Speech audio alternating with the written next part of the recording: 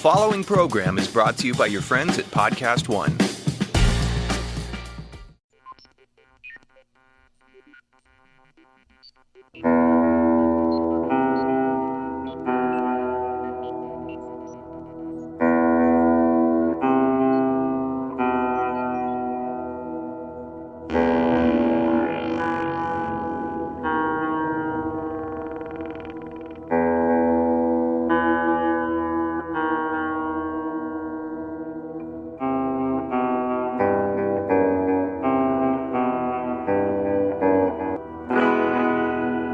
Hello and welcome. You're tuned into the best in paranormal talk radio. This is Beyond the Darkness. I'm your host, Dave Schrader. That's Tim Dennis, and we've got a special for you today.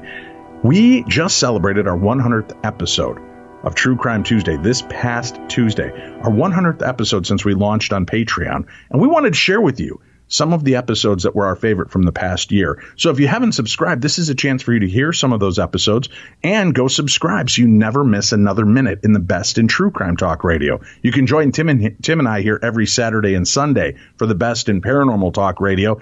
Extend it and now listen every Tuesday with True Crime Tuesday. All you have to do is go to darknessradio.com, click on the True Crime Tuesday banner to subscribe. $5 a month gets you 4 to 5 brand new episodes. That's only about $1.25 an episode. Plus, not only do you get the brand new episodes whenever they're released, it gives you access to the last 100 episodes of True Crime Tuesday. So go subscribe now. Go to darknessradio.com, click on that True Crime Tuesday banner, and enjoy this special presentation, one of our very favorite episodes from the past year. A story that will irritate you, will make you fascinated, and will blow you away with just what was involved and the corruption behind the story. That's next, right here on Beyond the Darkness.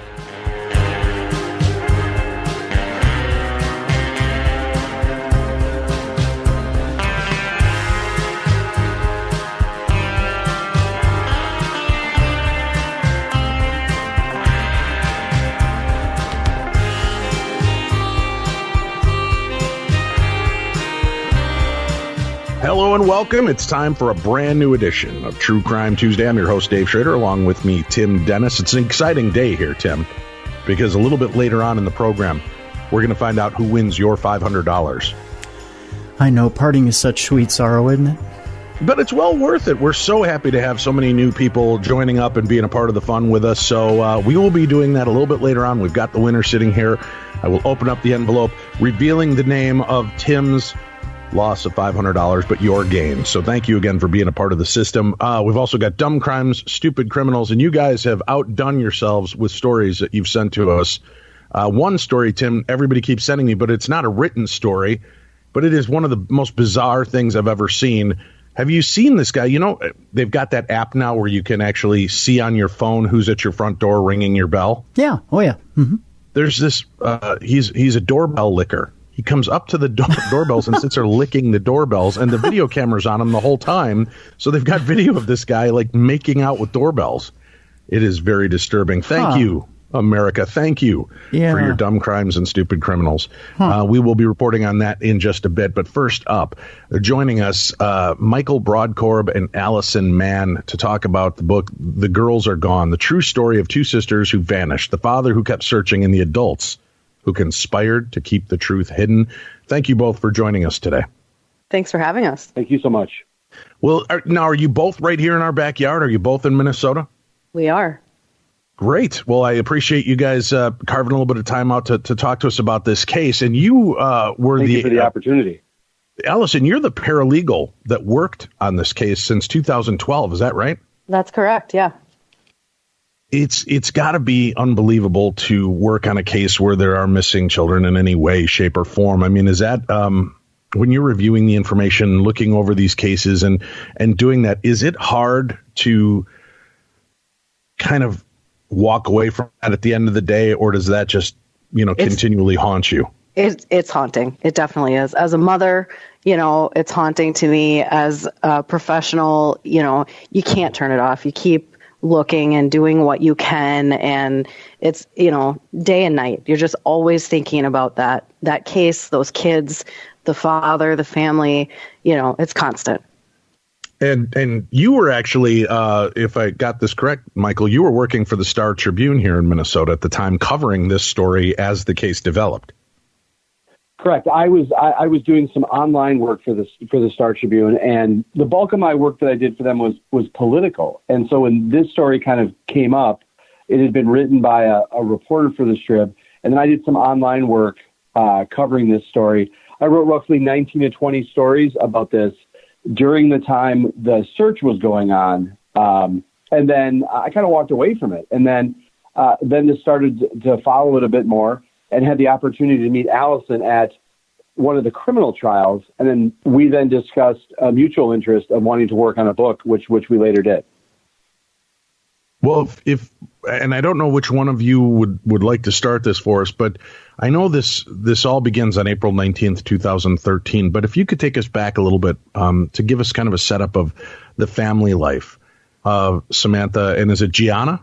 Yes, Gianna, Samantha and Gianna. So the Rucky family itself has 5 kids. David Rucky is the father. Sandra Grazzini Rucky is the mother. And by all accounts, until about 2011, the family was living happily, normally, as any suburban family in the Twin Cities. They're local as well here in Minnesota. And, they were just your average family in the suburbs, hockey and, sports, all kinds of stuff. And in 2011, things kind of took a turn. David's finances at home and his business were starting to get a little shaky because his wife was engaged in just a tremendous court battle with her family. The Grazzini family, which, again, if you're local, you probably know that name. The Grazzini family had a lot of money, and when their parents passed away, it started just epic court battles within the family. So Sandra was fighting that and spending tons of money on legal fees and other things. And so David was starting to get a little bit nervous about his own family, the core family of his. And so Sandra came to him one day and presented this idea of getting a divorce on paper, or a financial divorce. She said it would be a good way to protect their finances. So later on, when lawyers' fees came due, if there were judgments and other things against them, that their family's money, the Rucky family's money, would be protected. And after thinking about it for a while, David decided that, okay, this might be a good way to do this. We'll kind of wall off our finances and our assets from this great battle that's going on in your family. So he agreed to sign some paperwork to get this divorce on paper started. And about a month after he had made the agreement to sign the paperwork, he found out that he had actually signed an actual divorce and agreed to just an unbelievable set of circumstances in this divorce, the most important being that he agreed to give away custody of his children. And he found that out one night by having about 6 Lakeville police officers surrounding him while he was in his bed at home in Lakeville. He had no idea. They said, you're not allowed in this house. Get out of this house. You shouldn't be here. He said, why? They said, because you're divorced. He said, no, I'm not. And the officers then escorted him very quickly outside of the house and explained to him that, yes, he was divorced, that he had signed paperwork, that it had gone through and been finalized in court that day. And, he no longer had a right to be in that house. So that kind of kicked off this whole ordeal and is really kind of the beginning of this story. Well, wait 1 second. So a financial divorce, I've never even heard of that. Is that something she made up and just kind of, created to trick him, or what was this? It seems to be, yeah. It's not something I've ever heard of. And I've been in, I've been a paralegal for 16, almost 17 years. It's not something I've ever heard of. I think it was just something that she kind of concocted. And then this poor schlub just signs it without even going through it, because he was broadsided by this. He didn't see what was coming up. He didn't know what she was planning. Well, really what she handed him was, I think it was 2 pieces of paper, and just said, you need to sign this to get the divorce started. Now, a lot of people will say to us, why would he sign that? Why didn't he look at it? There's a lot of questions about that. Well, he'd been married to her for 20 years. He trusted her. You think about things that you sign on a daily basis, or, sometimes less than daily, but a mortgage document. Your spouse says, hey, you need to sign this so we can refinance the mortgage. You sign it. You don't think twice about it. There's certain things that you just do because you trust your spouse. You don't question what they're going to be putting in front of you. So they need your signature. You just give it to them. And that was his mindset at the time when he did sign that paperwork. Oh, man, what a heartbreak. And signed away the rights to the children. Correct. Okay, so he's suddenly booted out of his own home. All right, that's unusual. And then to wake up with all of these police surrounding you, telling you it's time to go. Yeah. And now, at what time is this? Is this the date in April, or when does this actually start to take place? No, this actually happened in, let me think, that happened in 2011. And that is what kind of kicked off what turned into this just incredibly contentious divorce and custody proceeding and case in Dakota County. And it was the beginning of all of it. So as soon as the couple started battling in court, which, step one was my office, Lisa Elliott, who's the attorney there, went in and said, we want to reopen this divorce. This was not a real divorce. We want, these are not things we actually agreed to. Let's get this reopened. And it took a while of fighting that just to get it reopened. And once that happened, then it became, what some might say is a typical divorce, where you then start fighting over custody and houses and cars and that kind of stuff. So all of the while, Sandra was not allowing David to have any access to the kids. So he had been without his kids for quite some time, and he was constantly fighting to get some time with them. Beyond just, getting custody, he wanted to spend time with his kids. He wanted to see his kids. He had these 5 kids that he couldn't get in contact with. So the battle kind of raged on through this whole time, and there were guardian ad litems appointed by the court and other professionals to evaluate the children, the living situation that they were in at home with their mother, all these various things. And what the professionals started to see is what we call parental alienation. And that is kind of a big word for when one parent, it's typically, the parent that has the child, in their presence at the time, is using kind of tactics to make the child think things about the other parent. For instance, on a simpler level than this case would just be a parent who's getting ready to send their kid to their other parent for the weekend on a typical custody arrangement. Right before that child leaves, they give the child a gift, a really cool thing that they've wanted for a long time, a video game or something. But then they say, oh, but you can't play with that right now because you have to go to your other parent's house. So it's kind of this, I hate to call it brainwashing, but it's definitely a maneuver. Yeah, I'm unfortunately very aware of that maneuver. Sure. Yeah. And it can be right, very contentious, damaging. right, yeah. And it's constantly pitting the children against them. And if you stayed here, you'd always get to be around the puppy, or there's that kind of a game that they play, which, then you start putting children who don't really have the moral code or understanding to know what's going on. And that's a horrible misuse of trust by one parent or the other, certainly. It is. And in this case, it was happening on a grand scale. Sandra Grazzini-Recchi was telling her children, your dad used to do this, or your dad used to do this. And you have to tell the court this if you want to stay with me. If you want to be with your mom, the court needs to hear you say this or that. So the kids were really in a tough spot. And when the professionals started to pick up on this is when things kind of started to take a turn. The court ordered that the children needed to be not living with either parent so that they could, the court needed to the court needed to vet and investigate the allegations that the children were making against their father. The girls, Samantha and Gianna specifically, were making allegations of sexual abuse and physical abuse by their dad.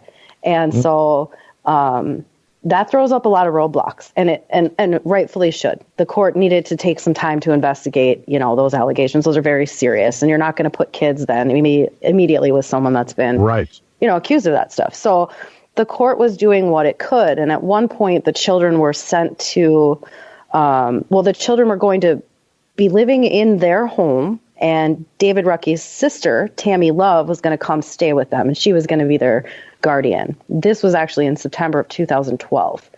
So, everyone had decided it'd be best if we could keep these 5 kids in their own home, and we'll have someone else come in and live with them. Someone in their family, someone that has, agreed to take care of them. And unfortunately, Sandra had set it up with the kids and told them to not go home after school that day. So the kids kind of fled around Lakeville. The 2 girls, they went to the police station and tried to make allegations against their Aunt Tammy. The oldest son, Nico, had just gone to a friend's house, but the 2 youngest children had taken off on foot from the bus stop. They got off their bus and they just took off running. And they made it about 2 miles away from the house before the police found them. But this was all in September of 2012 again, so before we kind of hit that big benchmark. But the best way to stabilize the kids on that night when that happened was to send the 4 youngest children over to Sandra's sister's house. She lived close by in the same city, so the kids could keep going to their schools, but they weren't going to have to live with Tammy Love because they were clearly uncomfortable with living with Tammy because of the things their mother had told them, which again, they were not true, but the kids didn't want to go stay with Tammy. So again, then in February of 2013, Sandra's sister said to the court, I can't do this anymore. I can't be the guardian of these 4 kids anymore. I need someone else to step in and do this. So the court knew, okay, it's time to make some decisions. We need to move these kids forward and get them, moving back towards the relationship with their father and into their own home. Let's get these kids back on track. So on April 19th, 2013, the court put out an order that said that Samantha and Gianna would be moving into their childhood home back in with Tammy Love. And the way the psychologist on the case thought, the best way to do this so that the kids don't all run away again would be to take the girls to the police station, the 2 oldest girls, and the 2 youngest children were going to be transitioned a couple days later. So they were going to take the 2 oldest girls first, Samantha and Gianna. They were 13 and 14 at the time. Took them to the police station and told them, here's what's going to happen. You're going to go home tonight to your childhood home with your Aunt Tammy, and you're going to stay there.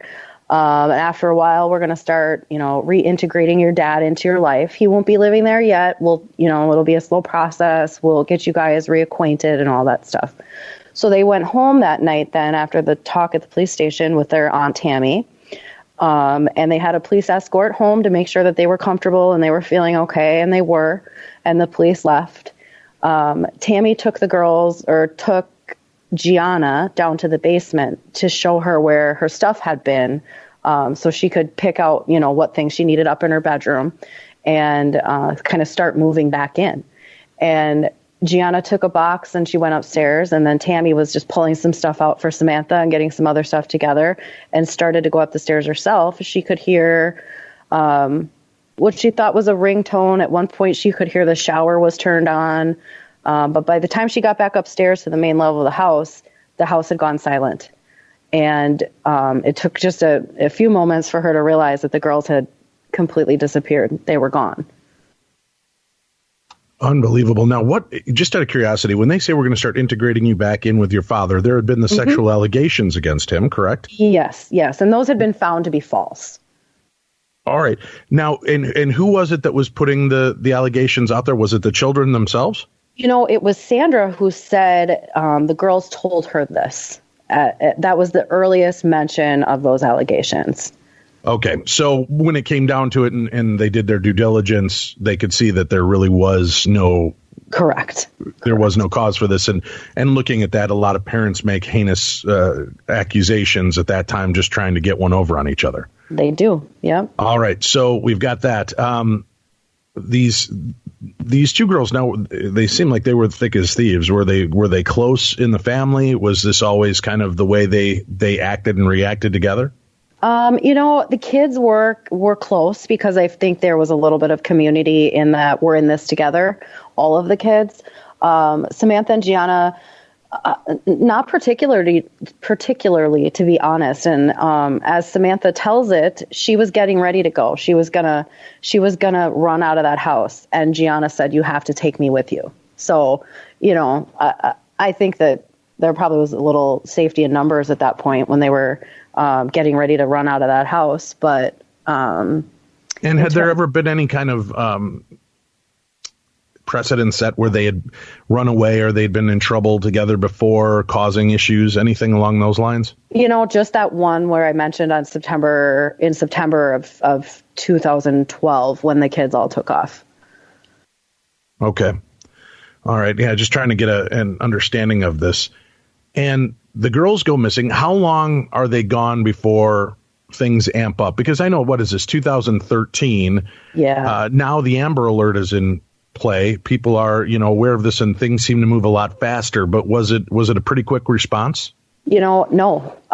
There was not an Amber Alert because the children were not deemed to be in imminent danger. The police determined pretty quickly that they believed that they were with their mother. And, we ourselves at the law firm, and David Rucky and Tammy Love, we all believe that she was involved, that they may have been with their mother. But did that mean that they were not in imminent danger? I'm not so sure about that, and ultimately we will find out that they were in danger. But that's why there wasn't the response. There was no manhunt. There was no, like I said, there was no Amber Alert. Their faces were not on billboards. There was kind of an APB or some sort of teletype sent out by the Lakeville police that night with the vehicle information and Sanders information, but that was it. Now, how quickly does this information start to make the news that you're aware of, Michael? Well, it's and you guys were just finishing up that discussion when, I think that the question is apt because, your question about, what type of search there was and what awareness. I mean, we're conducting this interview in 2019, but we need to go back a few years when this was happening. And I mean, 2013 wasn't that long ago, but there were a lot more. There's certainly a different approach, and there's certainly more tools at the disposal of law enforcement. And what was most surprising to me about this was when I first learned about this case involving the disappearance of Samantha and Gianna Rucky. These kids, Samantha and Gianna Rucky's picture was on the exact same website that Jacob Wetterling's was on. And unfortunately and sadly, we, during the course of, covering this case and the criminal trials, Jacob Wetterling was unfortunately found and not alive. But to put it in the same context, I mean, everyone in the state of Minnesota and largely across the country knows Patty Wetterling, knows the name Wetterling, particularly in this region. But here you had two kids that had disappeared, and there was just a different belief at that time. And unfortunately, I think it takes a bad, change happens for a variety of reasons, and sometimes it's a bad reason. It's a bad cause. There was a belief at the time when these kids disappeared, as Allison, articulated, that they were with their mother and it was okay. There is a bias and a belief that a parental abduction isn't as serious as a stranger abduction. And in this particular instance, I think it was just as bad. Samantha and Gianna Rucky were not planning on running away when they spoke to their mother that night. It was their mother who kind of concocted this plan for them to and absconded with them and abducted them. And so, but the lack of media attention on this case was surprising. You had two kids in Lakeville, in the Twin Cities, that had just disappeared. And for a whole variety of reasons, which Allison and I would later kind of piece together, This just did not get the media attention that it should have. And we'll always be appreciative of, the Star Tribune for the opportunity to initially write about this, because kids in this day and age, in any day and age, kids shouldn't be missing from their families. But this case, and because of some of the characters involved in this case, it became very difficult for the media, for law enforcement to kind of follow what was going on with this case. If I would for just a moment, someone like Patty Wetterling, the entire time, her son was missing and his whereabouts were unknown. Patty Wetterling was a value-added resource to law enforcement's investigation, and did everything she could to aid in the investigation into the disappearance of her child. Sandra was the exact opposite. She gave the illusion that she was helping, but she wasn't helping. And in fact, Sandra and other people that were later found to be involved in this, and others that are kind of on the periphery, did everything to throw the scent off of where law enforcement should be searching. And so where this case kind of goes a different way from a normal, for lack of a better phrase, a kind of normal child abduction case or a normal parental dispute, it's the introduction of Sandra. It's her role in this, because she complicated not only the family court matters and the ability of this family to heal and work through the court system, she, along with her associates, did everything she could to complicate the investigation. And from the media perspective, when you have someone who's giving false stories, false leads, false narratives, that's gonna dissuade the ability of the media to grab onto this and focus. And that's what Sandra was incredibly successful. Her and her allies were incredibly successful at making it difficult for the media to pick up and report on this story. And eventually, when the pieces started to fall in place and more information became known, that's when the media started to pay more attention to this. But from the day these girls disappeared on April 19, 2013, until roughly 2 years later, with a brief kind of moment on Twin Cities Media, Twin Cities television station, these kids were not seen, and this story was largely not a part of everyday life in Minnesota for most people. Here's something I find very disturbing, and I'd like your thoughts on this. Right, you made an interesting point, Michael, when you said when it's parental abduction, it's really not considered as dangerous. Yet, I think it's a very high rate. I want to say it's something like 70 or 80% of child murder cases usually occur with somebody close to the children or one of the parents. And spot on. There's a high level of murder-suicide that takes place in these custody cases, so that they don't take a more pressing look is to me, I find very alarming when it comes to our law systems. I understand that parents can be hateful, vindictive jerks to one another. And I understand if the cops had to jump every time one of these people made a ridiculous claim, it would eat up their time from dealing with real crimes. But when there are children involved and when they go missing, I think we've learned our lesson when it comes to like Kaylee and Casey Anthony and many of those cases where it unfortunately turns out the parents did have a hand in the death. And or you see these parents, the mother or the father who's afraid he's going to lose custody, would rather take him and his children out, or the mother even doing that. So the law seems broken in that sense, that when children go missing, whether it's with an adult, a parent, a friend of the family, or whatever, it should be held with the same responsibility as if a stranger danger abduction took place. If there's one thing that the audience listens to from this interview, I hope it's the last few moments of you speaking. Not anything I said, but what you just said. You are exactly right. One of the problems in this, if you look at this statistically, as you brought up, and you make a fantastic point, the vast majority of child abductions that occur, let's just talk about child abductions for a moment, but the vast majority of child abductions involve an abduction or a child is kidnapped or taken by someone that they know. It's someone it's a family member or someone with proximity to the family.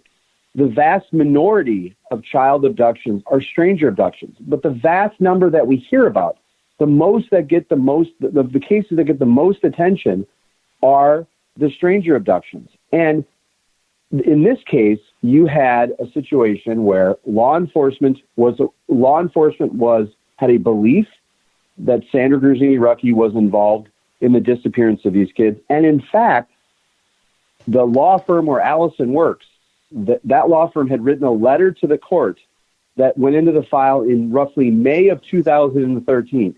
So roughly 30 plus days after the kids disappeared. And Lisa Elliott, the attorney on the case, was telling the judge, we believe the mother is involved in the disappearance of these kids. Sandra later appeared in court. She was able to obfuscate, refuse to answer questions about her involvement and any knowledge she had in the whereabouts of these kids. But there is an inherent bias that we have as a society that I think, and we all have it, or the society has it, I should say. And if there's one thing that I hope people would take from this, is the points that you raised about whether or not a child is with their family or not. It's whether they're safe. At the end of the day, Sandra Gruzzini-Rucki she violated a court order to have even contact with her kids. And what she did, she picked up her kids and then she passed them off to strangers. It was wrong of anyone in the legal system, in law enforcement, to have made a judgment call very early on in this investigation that these kids were in essence, quote unquote, safe, or this wasn't much of a crisis as much because they were likely with their mother. Because the reality is, just over roughly 72 hours after these kids disappeared, they were no longer with their mother and they were with complete strangers. Of the 944 days these kids were gone, 941 of them were spent with complete strangers, people they had never met before. And that happened in part because the system failed. And the initial failure, that I would say, piggybacks off your point, which is there's a bias, it's missed. There's a belief that if they're with a parent, it's okay. And they're not. These kids weren't at Disneyland. These kids were not at Disney World. They were not traveling the world. They were at a farm, a ranch up in northwestern Minnesota. And instead of going to school, they were picking rocks, and they were unpaid, or roughly in some instances, mildly paid farmhands for a community up in Herman, Minnesota. And it's difficult to comprehend what these kids went through. 60 seconds. That's exactly how long this commercial lasts. You know what else you can do in about a minute? Get an offer for your car with TrueCar. That's right. In the amount of time it takes you to floss your teeth, pet your dog, do a few sit-ups, or just listen to my voice, you can get a true cash offer. Best of all, you can do it from your smartphone right at home. Just go to TrueCar and simply enter your license plate number and watch how your car's details pop up. Answer a few questions, and you'll get an accurate true cash offer from a local TrueCar certified dealer. It's that easy. After that, you can bring your car in, and they'll check it out with you together. You can ask all the questions you have and get the answers you need, so there's never any surprises. Then simply leave with your check or trade in your car for a new ride. So when you're ready to experience a better way to sell or trade in your car, check out TrueCar today. Losing hair sucks, and 2 out of 3 guys will experience hair loss by the time they're 35. Introducing Keeps, the easiest and most affordable way to keep the hair you have. Where was this when we needed it, Tim? I have no idea. These FDA-approved products used to cost so much, but now, thanks to Keeps, they're finally inexpensive and easy to get, and it only takes 5 minutes. And they start at just $10 per month. You'll never have to worry about hair loss again. Getting started with Keeps is so easy. Sign up. It takes less than 5 minutes. Just answer a few questions and snap some photos of your hair. A licensed physician will review your information online and recommend the right treatment for you. Then it's shipped right to your door every 3 months. Keeps offers generic versions of the only 2 FDA-approved hair loss products out there. Some you've probably tried before, but you've probably never gotten them for this price. Keeps is only $10 to $35 a month. Plus, now you get your first month free. That's one hell of a deal for getting to keep your hair. So to receive your first month of treatment for free, go to keeps.com/darkness. That's KEEPS.com/darkness. That's a free month of treatment at keeps.com/darkness. Keeps. Hair today, hair tomorrow. All right, so here's an important aspect. I would guess you were right. Patty Wetterling and Allison. I know you mentioned at the beginning, as a mom, you can't even, the anxiety of listening to a case like this unfold. Mm-hmm. If the mom and dad, if God forbid something happened to my children, I'm knocking on wood, I would be on every news channel, every radio, every newspaper, screaming until somebody helped me get my children back. I would be doing everything and anything I could. And in most cases, you see the parents coming out. How are the parents reacting? How are David and Sandra reacting to the media, to public scrutiny, to the police? How is that unfolding as this is playing out? Boy, is that an interesting question. Sandra was, sitting in courtrooms saying that she was not allowed to contact the police. She was sitting in front of a judge who told her to, do what she could to figure out where her children were and let anyone who, let people know. And she's saying to him, well, you court ordered me not to contact the police. It was absurd. She was doing nothing to look for her children, and, come to find out it's because she knew exactly where they were, but she sure wasn't putting on the face of a mother who was missing children. David Rucky. Wait, she's saying I was court ordered not to go to the police? Yep. That was one of her standard lines, was that she was court ordered not to go to the police. Well, that would be quickly enough dismissed, wouldn't it? The court would say, where's this court order? Yeah, well, yeah. The judge told her multiple times, that's not what I said to you. In fact, I told you're ordered to go to the police. If you have information, you are ordered to give it to the police, to this court, to anyone who can find your children. But there was so many word games and, straight up games going on in the courtroom from Sandra that she wasn't ever, listening to what was being said. Unbelievable. It really was. It really was. Oh. And to answer the other half of your question. Real quickly, before we go on to that other half. So do they find her in contempt? I mean, she's obviously lying to the court. Is there any legal ramifications to her, or are they being lenient because she's a mother whose children are missing? That's a tough question to answer. She was not held in contempt. No, she was not held in contempt.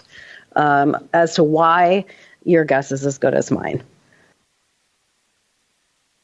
All right. And you were starting to address the second part of my question, please. Sure. With David Rucky, and like you said, there's people who ask the question, why weren't these parents on TV screaming, help me find my kids? It's normal. You see that. You see parents of missing children on TV, unfortunately, often speaking directly to their children at that press conference, saying, if you're out there, if you're safe, please let us know anything. And it's a devastating thing to see.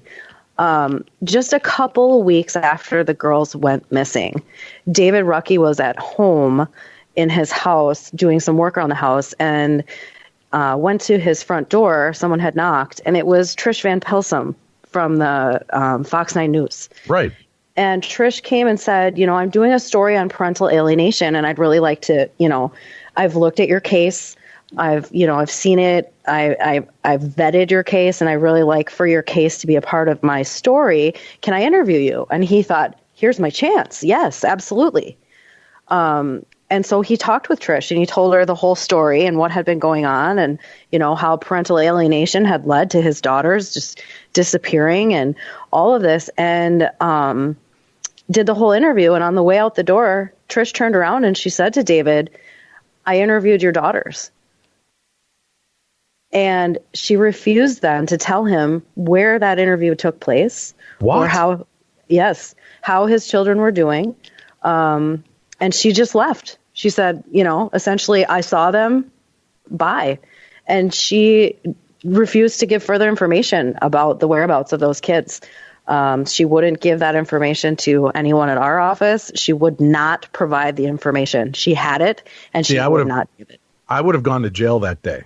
Yeah. Because the minute somebody told me, I know where your children are, and I'm not giving you the information, she would have been hogtied in my basement until she gave me the information. I'd been lowering the bucket down with lotion, telling her when she's ready to talk, I'll be happy to bring her back up. That to me is astounding. And I know people think I'm joking. If something happened to my children, you would be in a lot of problems if you came to my house telling me you knew where they were and would not tell me where. And can she hide behind this BS protecting her sources crap? I mean, did. I would think. Yeah. How is that not obstruction of justice? You can. These are missing minors. If I can for just a moment on that, what is? I mean, there's another element to this, which is when after Trish Van Pilsen left David's house, there was an interview then held at Elliott Law Office with Lisa Elliott, and Lisa, and we discussed this in the book. Lisa queried Trish Van Pilsen quite extensively, and there was a statement made that according to Trish, according to Lisa in telling the story, which is that Trish communicated that the kids were fine and that they were in somewhere in southern Minnesota. The kids weren't in southern Minnesota, and we can disagree on the definition of what fine is, whether they were healthy and safe. But they certainly weren't in southern Minnesota. And there is, without getting too much into the weeds about Trish Van Pilsen, there's a little bit of some judgment issues when it's come to some of her reporting in the past, and particularly where Trish Van Pilsen did for lack of a better way, a fantastic job in building a lack of trust between David and the media. She accomplished that. I mean, David was just distraught. It was, when I met David a couple years after this, and I first heard about this situation with Trish Van Pilsen and what had happened, it's still to this day. I mean, your reaction of what you said is something. I mean, I applaud you for saying it. It's something that I've thought in my head 1,000 times, if not more. What would happen in the reverse situation? Trish Van Pilsen was from April 21st. We've been able to piece this together now, but from April 21st, 2013 to November 18th of 2015. Trish Van Pilsen was the last person to see the Rucky children alive for roughly 941 days. That was in essence someone that knew information. She never, I had the opportunity to speak with her later on as I was writing some stories for the Star Tribune about this. Trish was not helpful. She reached out to me through a contact. I believe, my opinion, it's my belief today, and we articulated in the book, that Trish was reaching out to me not necessarily to share information on what she knew, but wanted to make sure that this it wasn't going to end up with her getting into any type of jeopardy of so forth. She had more information than she knew. She could have come forward and told that to the media.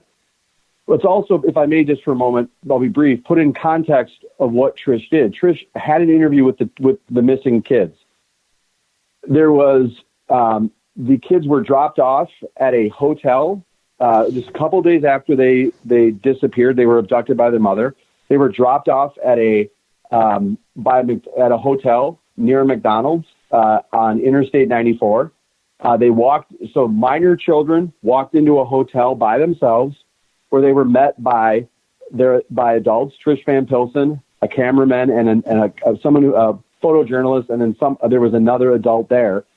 But the person who was authorized to grant permission for that interview was not Sandra. She didn't have custody of the kids, and she had a no contact order. The interview wasn't authorized by any adult that could legally give authorization.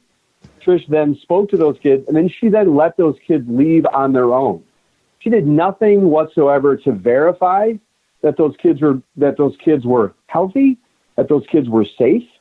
It was, without a doubt, one of the worst things I've ever seen a journalist do in the Twin Cities. in the country. And if you think about it, it literally just sets you off both. There's a visceral reaction I hear to it. And we were very careful in how we discussed it in the book, but it was without a doubt, independent of the criminal acts that were done, this is one of the most monstrous things that we cover in this story. Is she not legally accountable for some of this, especially because these children were on their own? She could have brought the police in at that time. These children were missing. Yes, Trish has largely just gone away, and I think had not to be a bit morbid, but had this case turned out differently, had these kids not been found, had these kids not been found alive, I think there would have been a different reaction to this. And Trish has been successful in largely just kind of walking away from this story, as Fox 9 has also walked away from this story and have done little more to discuss it or promote it that much. I think it's had someone, to go back to the point that we're making about the comparison between, unfortunately the Wetterling case and the Rucky case. Imagine if someone had dropped off Jacob Wetterling to do an interview, and that television station allowed that interview to happen and aired that interview, and then was not helpful in any way, shape, or form related to the finding of those kids, or in any way helpful in terms of law enforcement and other stuff. Trish Van Pilsen wasn't. She didn't disclose information to law enforcement about where the kids were. She, in fact, I would argue, distracted from the investigation, made it more difficult for the investigation. And the story that she told that day about this case does not hold up to any level of journalistic scrutiny. It was not a well-structured story. The larger points that she made in the story didn't have much, if any, of a factual basis. But to think that she did that simply boggles the mind. But the real the practical effect that it had is it made David Rucky less likely to trust the media. It made it more difficult for someone like me and other people who wanted to cover this case for David to trust me in order to help write on this story. And it's taken a long time for David to rebuild that trust. And I think he has it back now, but it took an incredible amount of time. And it's a perfect example of how the media can do a tremendous amount of harm, both to a family and to an investigation, and in this case, into the disappearance of kids. And it's the exact way it's the textbook example as to how you're not supposed to approach talking to minor children, discussing cases, interviewing minor children, or interacting with them in any way. And Trish has never had much accountability for her behavior over those series of months, and it's coming out for the first time largely in this book. Well, good. And it'll come out on this radio program, and that we're here in the Twin Cities. And I also have the ear of Tom Bernard. I will see if we can't get your story shared on their program as well, and get what happened out there, because this is reprehensible. That in any case, any kind of missing person case, if you were holding back information, now I would understand. If suddenly your wife went missing and a reporter found her, but she was fearful for her life. Yes, I understand that concept. I understand protecting, but these were minor children that neither parent supposedly knew where they were or how to contact them. It was an ongoing search, and she had the word. Could you imagine if this were the case with Jacob Wetterling? It's unbelievable. Yes, and the other point to that is also, we need to remember, is one of the things, being one of the people that has spoken to Trish, I will say Trish, some of her pushback on that will be, well, I spoke to the kids. Well, guess what?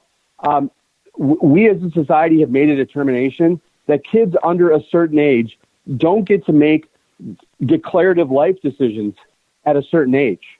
Right. And it doesn't matter to me that what the kids said to her, because the mere construction of the interview is inappropriate to begin with. And to one last point on that, Trish could have also had the best of both worlds. What she could have done is she could have interviewed the Rucky children, and then she could have, what would have been the responsible thing to do, would have been to follow that car down the road, and then had every television station or have the media come and find those kids and reunite them and bring them back. But she didn't do that. Or even call the cops and say, I know where they are. You give me the exclusive to be here on site when you get them out. I'll be here. I'll get you in.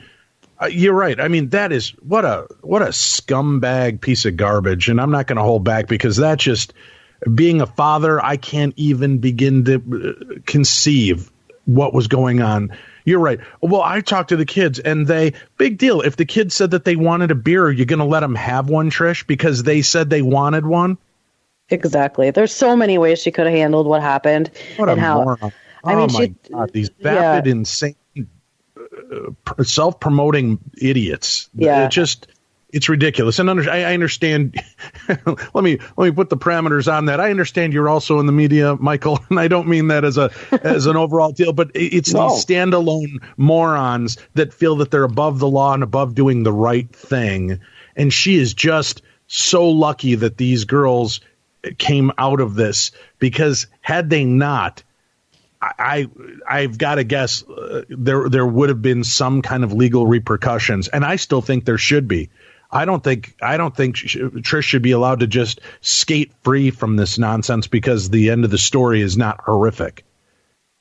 It's one of the things I had to do, and I discussed this in the book, is, I mean, when I was writing, a variety of stories for the Star Tribune online about this and other work, I mean, those stories I would later learn were legitimately helpful in the investigation into the disappearance of these kids.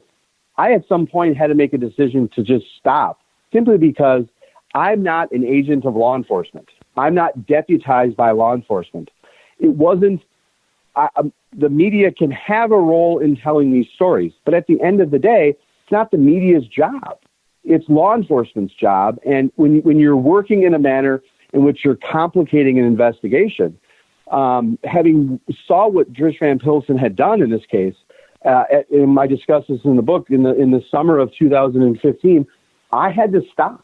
I had to stop writing for a bit, because I knew that law enforcement, based on work that I had done, was close, and work that they had done is close. And our paths had crossed too many times that I realized that if anyone needs to bow out for a little bit, it's me. And we discussed this in the book, that time when that I bowed out for a little bit and let law enforcement do the job that they did. And they did a fantastic job. They found these kids. And the story ended the way it should, which is law enforcement found these kids. Why? Okay, I think I grasp part of the concept, but if you know that your work is helping them, why would you feel the need to step back? Because one of the reasons why is because, and we discussed this a little bit in the book, but one of the things that's concerning, one of the things you have to remember is this.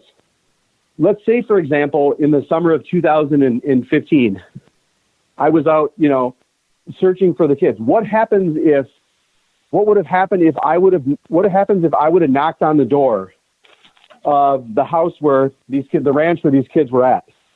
I'm not an agent of law enforcement. What I could do is I could maybe call police, but in that time I could have, forced, they could have, I don't know the parameters of who. Right. You don't know who has them, and now they realize that they've been caught. Are they going to do something drastic? And do they run? Do they take the kids? Do they take them? I mean, at some point you have to, because I'm not an agent of law enforcement. What am I going to do? A citizen's arrest? I believed, and again, to note this, we discussed this in the book, law enforcement had executed a search warrant at a man who lived in Eagan, Minnesota, had executed a search warrant. And I had kind of crossed paths with law enforcement on the day they were executing the search warrant. And they executed a search warrant based off of something that I had published for the Star Tribune. And it became very evident to me that law enforcement was close. And did I have any reason? Did I have any educated reason in which to make that determination? No, it was just my gut that I believed that law enforcement was close. I also believed very strongly and knew that I was not an agent of law enforcement. So if I stumbled across these kids, practically speaking, what could I have done? What do I physically restrain them? As you described, what if by me knocking on the wrong door, not being trained to do that, what if I tip off the person that has these kids? They then realize, in essence, for lack of a better phrase, that they're going to get caught, and they do something to harm these kids. They harm the kids. They harm themselves.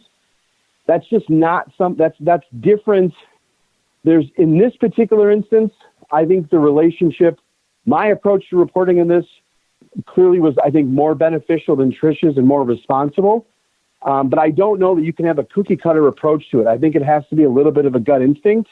Right. And unfortunately, where we're at now in society is we base everything we see on TV. Well, you know, Jessica, what's her name, Fletcher on Murder, She Wrote wasn't an officer, but she'd still solve the crime. You know, it doesn't mean that that's the reality of it, right? Kolchak was an investigative reporter and he'd run headlong in, but these are TV programs. The idea is, and I got to tell you, I applaud your thoughts, because you're right. If your writing is helping them, but you realize that now you're getting to the point in the story where your involvement could interfere or possibly cause harm, death, or further distance, I applaud you for stepping back, because had I, again, putting myself in that position as a parent, had I found out that some chucklehead newspaper reporter knocked on the wrong door that got my kids killed or vanished for good, you'd be down in the well with Trish Van Pilsum.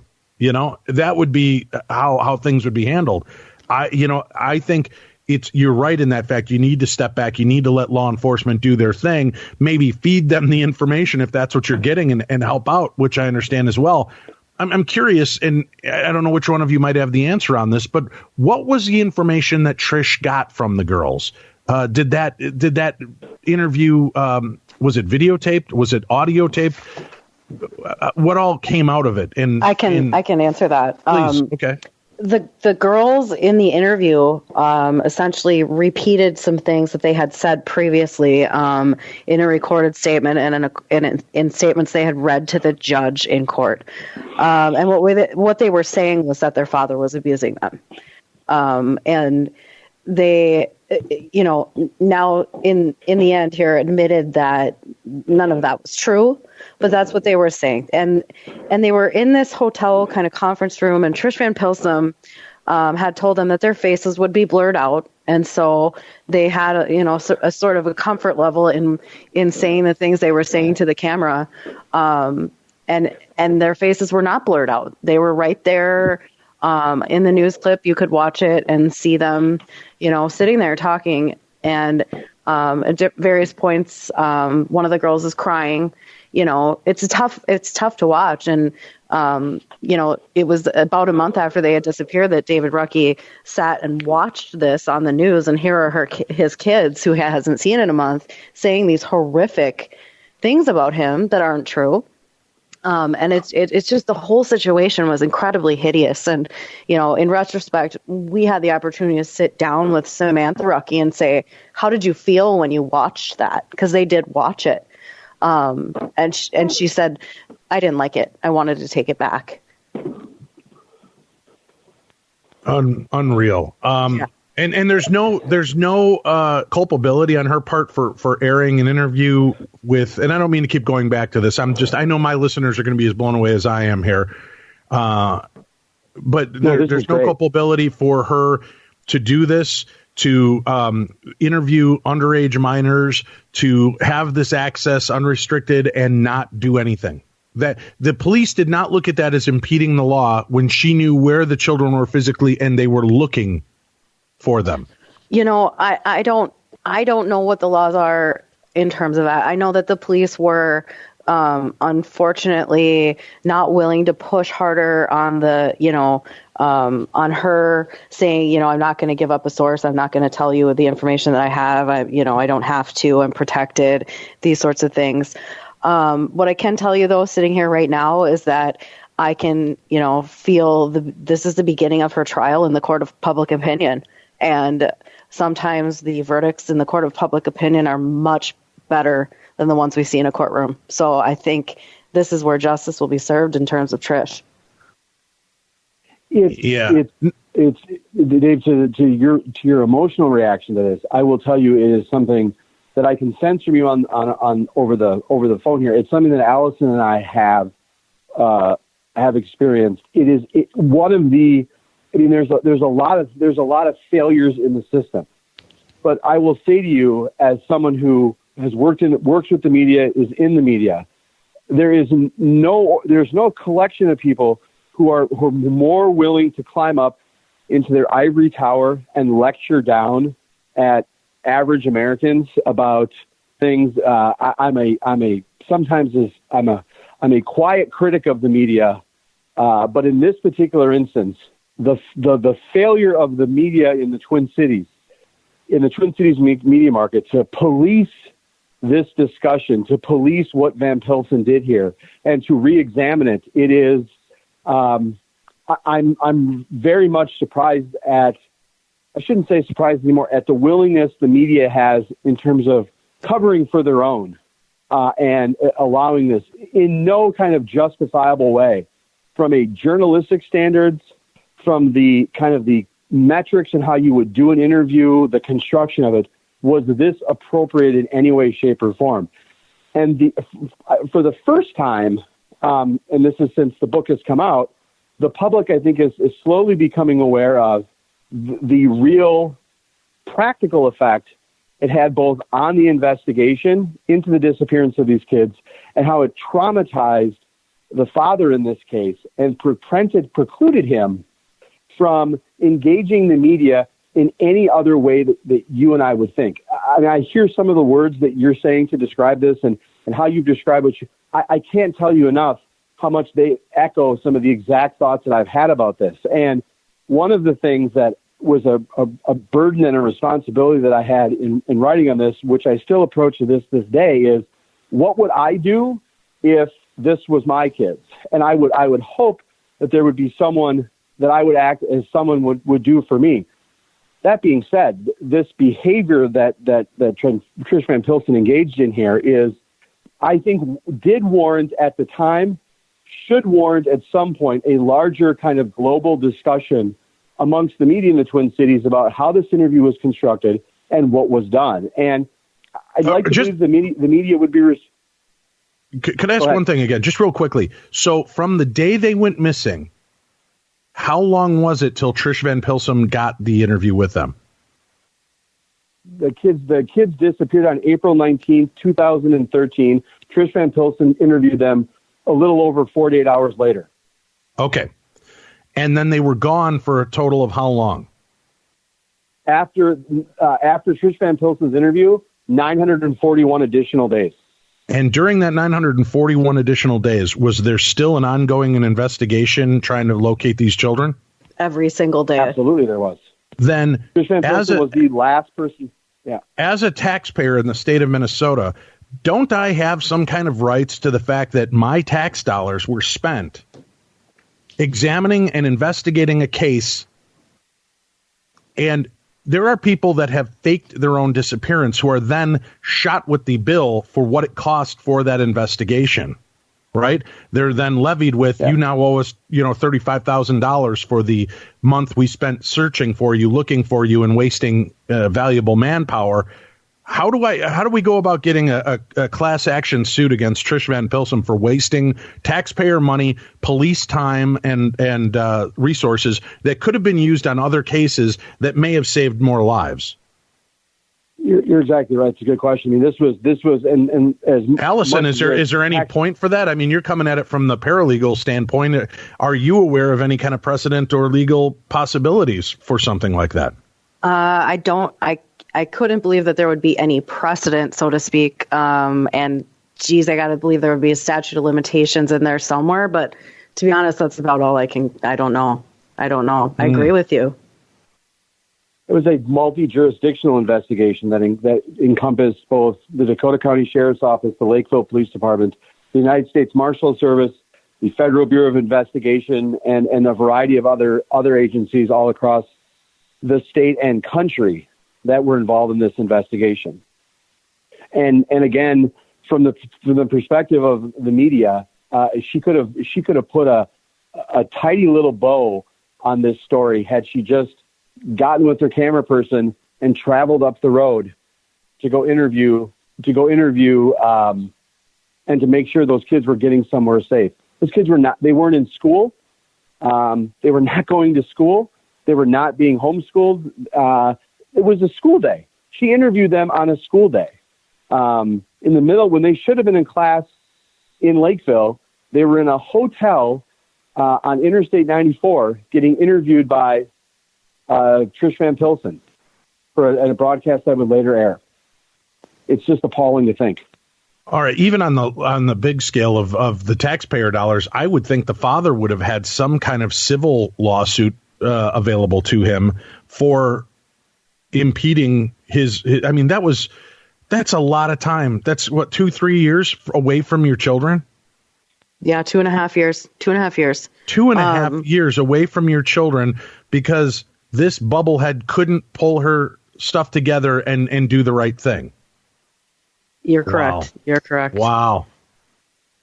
Good God. If I know we've got attorneys, we've got judges, we've got law enforcement around the United States that listen to the show, somebody write into me and explain this and tell me if there's any case still available, because I will help push whoever needs to get this thing done, and she needs to be held accountable for this. That needs to be done. I'll start the court of public opinion right here on our show, because again, this is a show, Tim, we had a show on our Christmas program where we expected to talk about one topic and it rolled into something so different. And here we are expecting to hear the story about 2 missing girls. And that's not even the story, in my opinion. I mean, it is, but the story is how somebody can impede the process of this. First of all, the mother and Trish Van Pilsen doing this. It's unbelievable to me. My head is completely blown by what happened. Let's march past that aspect of it, because I don't want to continue to beat a dead horse, and hopefully somebody out there with more knowledge can get back in touch with me at dave@darknessradio.com. Let me know what precedents might be out there, what things could be done, and how we can get this out there and start spreading the word about Trish and her involvement in this case. Point as many people as you can to this episode of the program. And just as a social justice, we may make this available in a week or two in a more public forum so that this can be handled. And for our subscribers who have big hearts and understanding, I know they'll be okay with that, because we want the bigger scale, the bigger scope of people to know this story so that this doesn't happen. So God forbid any one of our children ever go missing, and a media personality has access to our children that we do not, that this should never take place again. This should not be allowed to happen in the case of missing minors, period. All right. So once this is out, I can't thank you enough for that. 2.5 years, these children are missing.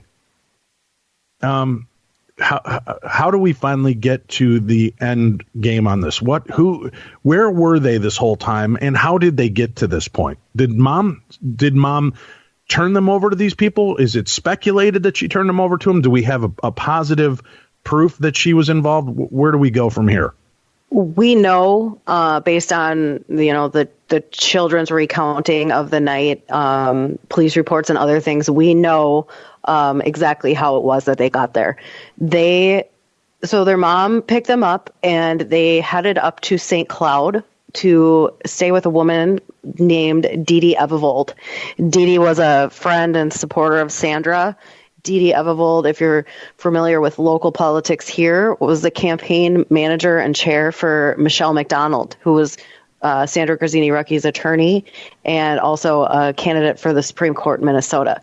Dee Dee Evevold had Sandra and the girls come to her house on that first night on April 19th, and they stayed there for 2 days and worked out a plan. Dee Dee Evevold had a friend, Gina Dolan, who worked on and owned a ranch in Herman, Minnesota, up north, not too far outside of Alexandria. Herman, Minnesota is a very small town. And they had this ranch where they did what they considered to be equine therapy, what turns out isn't even close to equine therapy. It was, basically a glorified petting zoo. Kids could come and, spend time with the horses, ride the horses and other things, but they didn't offer any kind of therapeutic service. It doesn't sound like. So Sandra and Dee Dee packed up the girls after that second night and drove up to the White Horse Ranch in Herman, Minnesota. They stayed there for approximately, I think, about 2 to 3 hours, if that, with the girls, spoke with Gina Dolan and her husband, Doug, and they left, and they never returned. So the girls stayed there for 942 days. They lived on the ranch. They worked on the ranch. The Dolans would tell you that they homeschooled the girls. They didn't. The Dolans would tell you that the girls went to church, went out shopping, did these other things. They didn't. Those are half-truths. The girls did go shopping. It was under cover of night in a thrift store that was owned by, and proceeds went to the church that the Dolans attended. The thrift store would open late at night so that Doug and Gina could bring the girls and they could go shopping with the benefit of no other patrons being in the store. They were undercover in a lot of ways while they were up there. So they stayed there, like we said, 942 days. Eventually, as Michael was talking about earlier, through various search warrants, people's computers and other things, the Lakeville Police Department ended up going to knock on the door at the White Horse Ranch in Herman, Minnesota, and they were expecting to speak with Doug and Gina. They were not expecting to find the girls. Lo and behold, they were there. All right. They find the girls finally. What kind of health, what kind of mental stability are they in? Talk to us about that. Their health and mental stability, I would say, are as you would expect after being 2.5 years away from your family, away from your friends. You have experienced none of what your peers have experienced. They were, they had no medical care. They had no routine checkups, no dental care, no vision. One of the girls wore glasses. She hadn't had an opportunity to get, an eye exam or have her prescription changed in over 2.5 years. So it wasn't anything glaring physically, but they were behind in a lot of just, general ways in terms of, that maintenance that you take your kids to the doctor once a year. Typically, in teenage girls, there's a lot of things going on. And, they hadn't had any kind of that care. Their mental state was good. They were, I think ready to come home. They were ready to be found. That said, it took, it was a sensitive situation. It wasn't a situation where you could just take the girls, bring them home, and everything would be back to normal. We had 2 girls who had been told for a very, very long time that their father was a bad man. We had 2 girls that still very much wanted to be with their mother. And we also had safety issues that were going on. We did not know Sandra Grazzini-Rucki was in jail at the time, but we did know she had a whole host of supporters and cohorts, and no one was quite sure where those people were and what they might try to do in terms of getting those girls back. So there was a lot of considerations that had to be made in those first hours and days once they were found. All right. So they write this. I mean, this has been brainwashing techniques, alienation, quite a bit that's gone on in all of this. But the girls were found alive and healthy. Yes.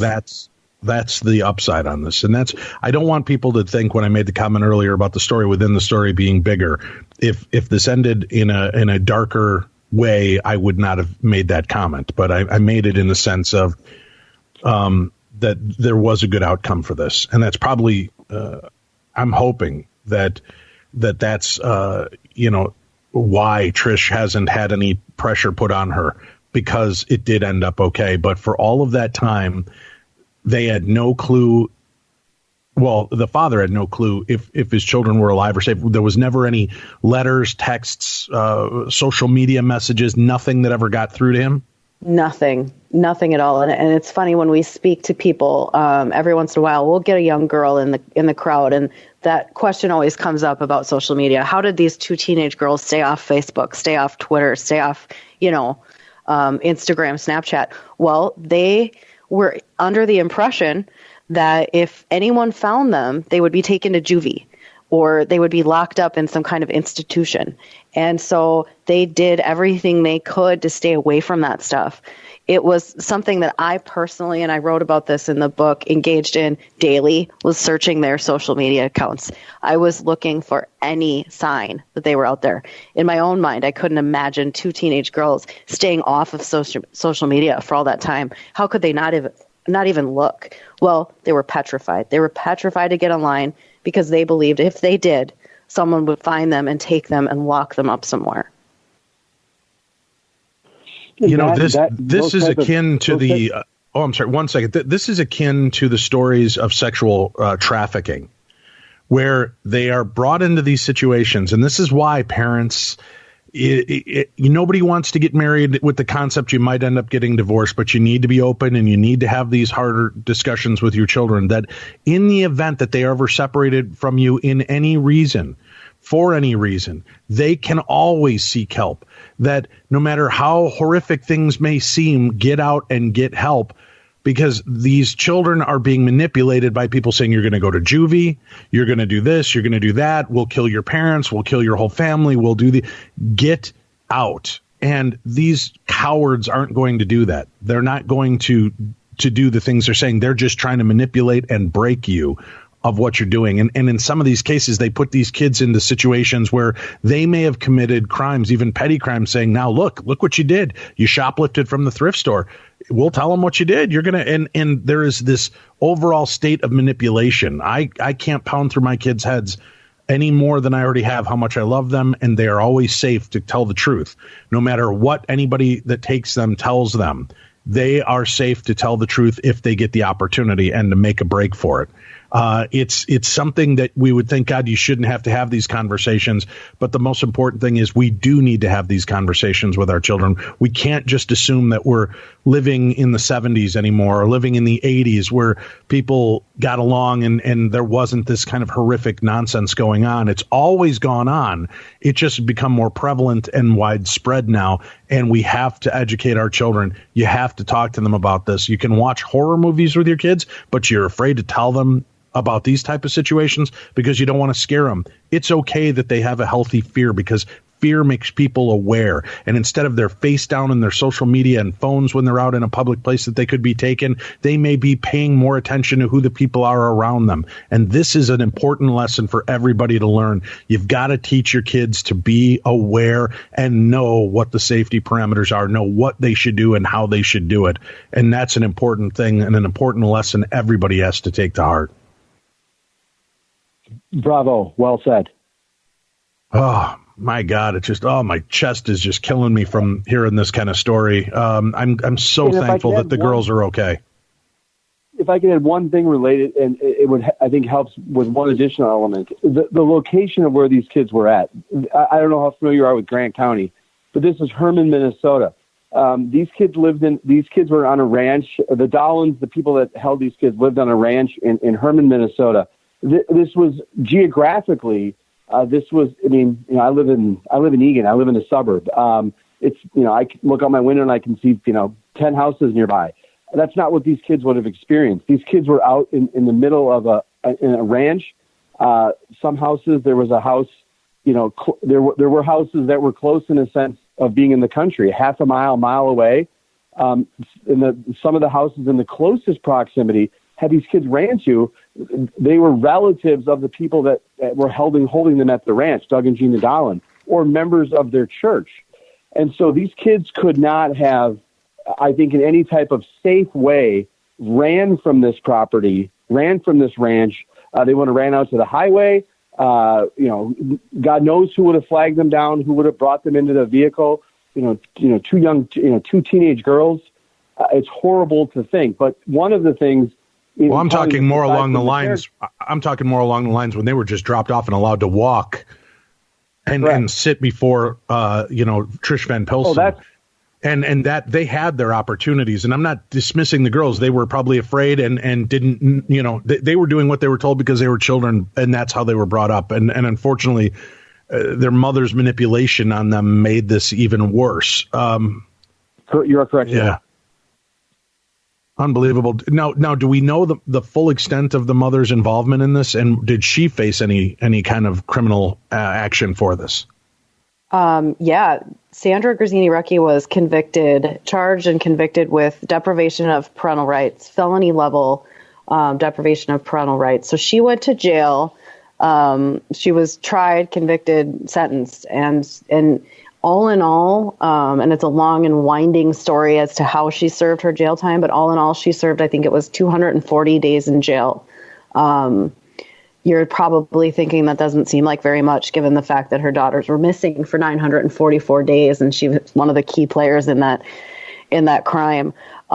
Deprivation of parental rights does not carry a very big sentence in the state of Minnesota.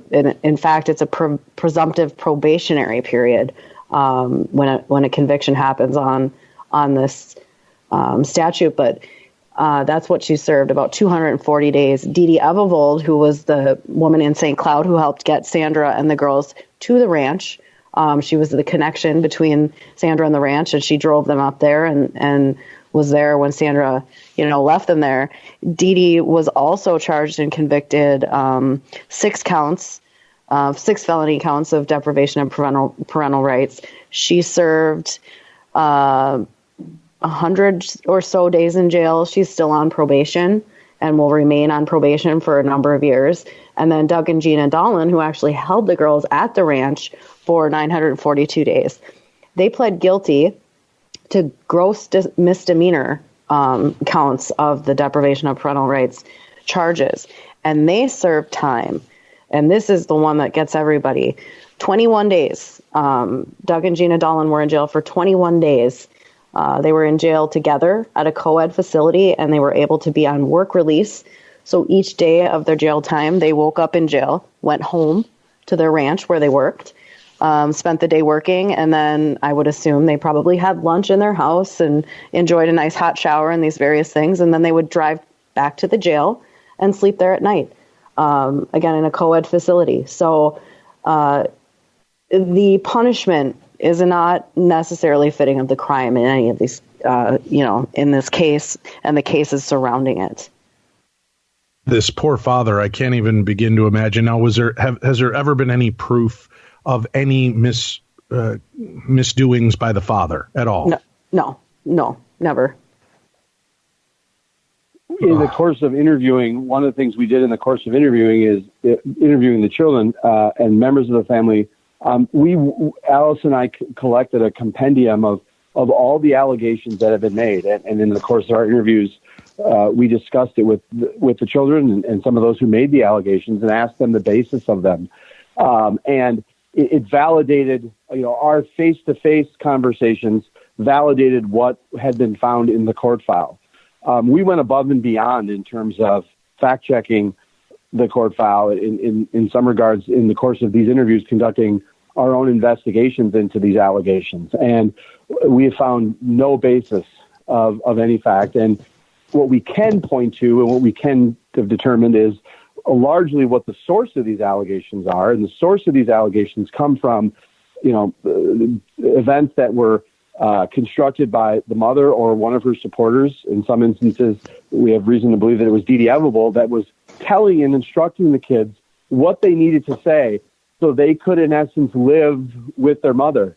And they approached that in such a way that they never said to the kids, aside from the material of them telling them was completely false and suggesting that they say these false things, but the ramifications of what happened after these things were said. This case took just a horrible trajectory, this custody case, once the introduction of these allegations were made. And I mean, there is a long list. You've you've brought a level of emotion to this interview that I have to applaud you on. It's something that I identify. When you go through, and many times when Alice and I were writing this, and I would have that type of raw emotional reactions, like, are you kidding me? The level of that these adults use these children to pursue their agenda, to push their agenda, was just terrible. And the allegations, the intent of the allegations was mostly geared towards, let's come up with reasons why these kids won't be with their mother, but they'll be with their father. And my last point on that particular subject will be, at some point in this entire case, Sandra's love for her children became less than the hatred she had for her ex-husband.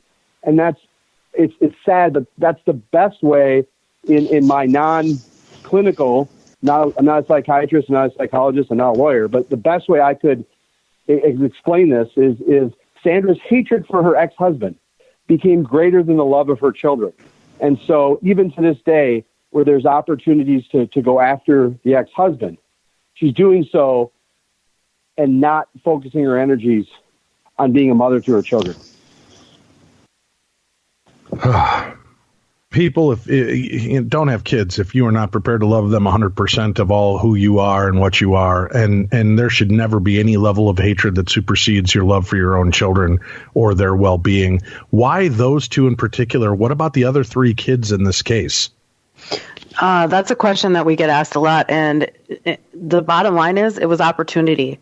The girls were kind of isolated at that point and taken, to make this transition, and it was something that was done with so much care and concern, the way that transition was going to be made, the way that those girls were going first. Nico, the oldest brother, the oldest Rucky child, was already living with Dr. Tammy Love. He had already, kind of found his way back to his dad and was doing so well. So he was already situated. And the 2 younger children, it was a little different with them. So Samantha and Gianna were kind of taken as they were taken first. They were taken with the most caution because it was known that, they were going to have trouble. And so that's why they were alone, as just being the 2 of them that night to make the move. And that's how she ended up with the opportunity to take those 2 girls. All right. Well, I'm glad the end result is that there was some justice, that these girls were returned. Do they have a relationship with their parents at this point? Not with their mother. They don't. But with their dad. The Rucky family, Sandra is doing really well. They are, reunited. They're a family again. The kids are doing fantastic, thriving. So in the end, I think that's the unique twist we have in our true crime story here, is that it has a happy ending. And there's a lot more. We gloss over these cases, kids, and I know that you're interested in reading them. We're putting up the link to the book so that you can read the entire thing for yourself. It goes a lot more in depth. And I know sometimes our authors would bring, we talk more about that in the book, but that is an important deal. As we're talking about this, we can't hit all of the different points. We're doing our best to give you a cursory look at it, but you need to involve yourself more, educate yourself, read the book, and get the full story on this unbelievable case. And I promise we're going to do our best from this end to get the word out on this case and let as many people as we know find out about it. And I encourage our listeners to do the same. Somebody needs to hold people's feet to the fire and make people responsible for these type of stories. And that's so awesome. Thank you so much. Trish Van Pilsum, God forbid anything ever happens, that she's involved in a case like that. I don't see that she's ever going to be able to dodge a bullet like she's dodged now in these cases. Sometimes we have to get over the allure of even the local celebrity and stop worrying about, I don't want to hurt their feelings or piss. Screw that. This woman was responsible for keeping 2 children away from their loving father for 2.5 years. This woman had information that tied up the FBI, sheriff's departments, local police departments, other police departments. She wasted probably, I'm guessing, over 2.5 years worth of time. She must have wasted over $1 million worth of taxpayer money on a case she could have cracked 48 hours after these kids went missing. Unbelievable. So somebody get back to me. Let me know your thoughts and how we can go about getting this out there more publicly. Everybody share this case as much as you possibly can. The book is called The Girls Are Gone, the true story of two sisters who vanished, the father who kept searching, and the adults who conspired to keep the truth hidden. You know, it doesn't just stop with Tricia Van Pilsen. Here you've got, like you said, you've got people that helped in this and continued to do the wrong thing, and an entire community that was kind of aware of the story in a sense, and nobody did anything. It's unbelievable to believe that this could take place in the mid 2000s. This isn't 1950. This isn't 1938 where you might not hear it on the news. This was grabbing headlines and nobody did anything. You're right. There's a long list of people who should have done more, who could have done more, who should have done more, and people who were trying like mad to make sure more wasn't done. A lot of forces working against themselves in this whole thing. And the unbelievable thing is this story continues today. And for your listeners, check us out on our website. It's www.missinginminnesota.com. We still have relevant information. There's still different appeals running. Sandra is still involved in various, child support and other types of hearings regarding her kids and the case itself. And this just, it continues. It's pretty unbelievable. We'll put the link up to that website as well so that people can find it easily just on today's program. Thank you both for bringing the story out and shedding some light on it. It's unbelievable. Michael Brodkorb, Allison Mann, thank you both for being here today. Thank you. Thank you so much for having us. We hope you're enjoying today's special edition of Beyond the Darkness. This is our True Crime Tuesday edition. Remember, go subscribe at darknessradio.com. Scroll down to the True Crime Tuesday banner. Subscribe now. Don't miss another minute in the best of paranormal and the best in true crime talk radio. Right at darknessradio.com. Subscribe now. If you love this show, you're going to love Reasonable Doubt on Podcast One. Join world-renowned criminal defense lawyer Mark Garagos as he reveals the latest in our nation's most high-profile legal cases with podcast king Adam Carolla. Download Reasonable Doubt every Saturday on Podcast One or wherever you get your favorite podcasts. Hey, psst, you. Yeah, you. Are you having digestive troubles? Weight gain? Low energy? Maybe achy joints. Well, if you've been struggling with any of these, Dr. Stephen Gundry says you're not alone, and he knows the real cause. Dr. Gundry is one of the most famous and well-respected diet experts in the world, and he says that the most of these problems aren't about lack of exercise or even genetics. The real cause is leaky gut. Leaky gut happens when you eat certain foods that contain lectins, which are tiny little particles that tear holes in your digestive tract. These particles then wreak havoc on your insides, causing poor digestion, fatigue, achy joints and muscles, brain fog, and even worse health issues. So what's the solution? Well, you just need to know a few foods to avoid. And Dr. Gundry has made a free video describing exactly what they are. People who watch the video have reported more energy, smoother bowel movements, slimmer waistlines, and a stronger, healthier body. If you want to finally tackle your leaky gut, just watch the video at totalrestore2.com. That's TOTALRESTORE and the number 2.com. TotalRestore2.com. Sunday Scaries describes that feeling of impending doom of the upcoming work week when you are dreading your responsibilities and questioning your entire existence. Did you spend too much money over the weekend? Send a text message that you regret? Did you drink too much? Procrastinate at work or homework assignment? Forget to pay your bills? Well, Sunday Scaries makes those daily anxieties not so scary and allows you to enjoy the now. Sunday Scaries Gummies provides a calm, clean sense of relief, and mild euphoria. Sunday Scaries are a healthy, non-habit-forming remedy for dealing with life's little nuances. These CBD gummies are custom formulated with a 10-milligram blend of broad-spectrum and isolate CBD, as well as vitamins B12 and D3 for mood boosters. And they're made with natural ingredients and are free of gluten, dairy, yeast, egg, soy, and peanuts. Now, Sunday Scaries customers are the young professionals, entrepreneurs, college students, paras, and yogis, and who want a natural and approachable solution for chilling out. And they want to have an edge over the daily worries that intrude their lives. Sunday Scaries gummies contain 0 THC, which means that they're non-psychoactive and will not get you high. Sunday Scaries can be ordered online from the website sundayscaries.com and shipped directly to your front doorstep. There's also subscription packages for reoccurring monthly orders at a discounted rate. And right now, our listeners can buy Sunday Scaries with a 10% discount and free shipping. That's right, a 10% discount and free shipping at sundayscaries.com using promo code DARKNESS. That's sundayscaries.com using promo code DARKNESS. That's DARKNESS.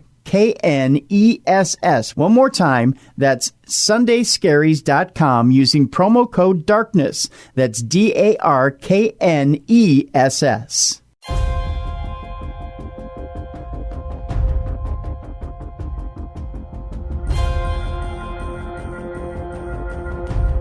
Beyond the darkness.